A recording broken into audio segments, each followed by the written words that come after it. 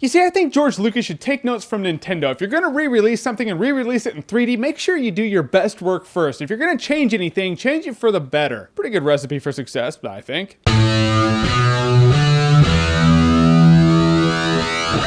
Alright, so this is the second 3DS game I'm gonna review for you guys, and ironically, it's the second game that's also a rehash of an old Nintendo 64 game. Those were good games, though. Star Fox 64 3D is exactly what it sounds like. It's Star Fox 64 re-released on the 3DS in 3D. And of all the 3D gimmicks out there, the 3DS is one that it just doesn't bother me. I don't know if it's because if you pick the thing up, you know you're getting a 3D device, or it's because you can turn the 3D off, or it dropped like $100 recently. In any case, Star Fox 64 3D, how is it? It's a blast. It's just like the old Nintendo 64 version you remember, but all the graphics are revamped just like Ocarina of Time was. It plays really smoothly. Like when you have a game that relies on depth of field and it's in 3D, if the 3D is not accurate, it's gonna throw you off entirely. But this game, the 3D, I think is accurate. So when you're aiming for a guy, you're like, I think I should aim there. Yep, I hit him. Because it's 3D that actually works. Now I remember Star Fox 64 being like the pinnacle of hardcore gamer game. Now it's not really like that. If I could describe this game in any way, shape, or form, I would call it a casual game. A casual game that's really fun. I personally like casual games. And by casual game, I mean like this is the perfect kind of game to have in your 3DS in your pocket. You're waiting in line for like a movie or something like that. Just like a half an hour to kill. What to do? Oh, I brought my 3DS with my Star Fox 64 3D. Let me beat a level. Then you just close it. It'll go to sleep. You pick it up when you need to kill more time. That's what I like about portable games. They're just good time killers. Star Fox 64 in this day and age is a perfect portable game. But you can blow through this game in like 20 minutes, maybe a half an hour. Like max. And when you're done, you're like, oh, that was easy. But you notice there are different paths you can take throughout the galaxy. Like if you beat a certain level a certain way, if you take a certain exit, you'll go on the hard path now, and that path is a little harder. So just because you blow through the single player campaign once doesn't mean you've maxed out the game. Try different paths. It'll help you feel like you got your money's worth. Now, just like the Nintendo 64 original, every level has like 3 medals you can get, and getting them on here, just like the Nintendo 64, is a pain in the ass. It is, and I'll admit, I haven't done it. I haven't gotten a gold medal on every level. I remember back in the day in the Nintendo 64, my brother did. I don't know why. He's a freak like that. He's an alien or something, but he got a gold medal on every level. Me, I've gotten it on like, a couple. Because I suck like that. I'm not a freak robot sent from the future to max out every level on Star Fox 64 because I have like perfect reflexes, and I'm not my brother, so it'll take me some time. Trying to get a medal on every level, that's hard ass shit to do. But that's where you really get your long-term money's worth. And even getting to certain levels, it sounds simple. It's like, oh, flip all these little switches on the track. That's easy, right? No, it's not. It's annoying as hell because that little tank is annoying to drive. There's only a couple levels in the game that use that little tank that you get, the little Land Rover. So I'd say those are the hardest levels right there. Luckily, unlike the Nintendo 64 version, I don't remember the Nintendo 64 having this mode. You can just go into the options and pick a level you've already been to and beaten, and you can just do that level right there on the fly. You don't have to like go through the entire galaxy to get to that level to try to get the medal. So that was cool. Because if I had to go through 90% of the game to get to one level to try to get a medal, yeah, after losing that a couple times, And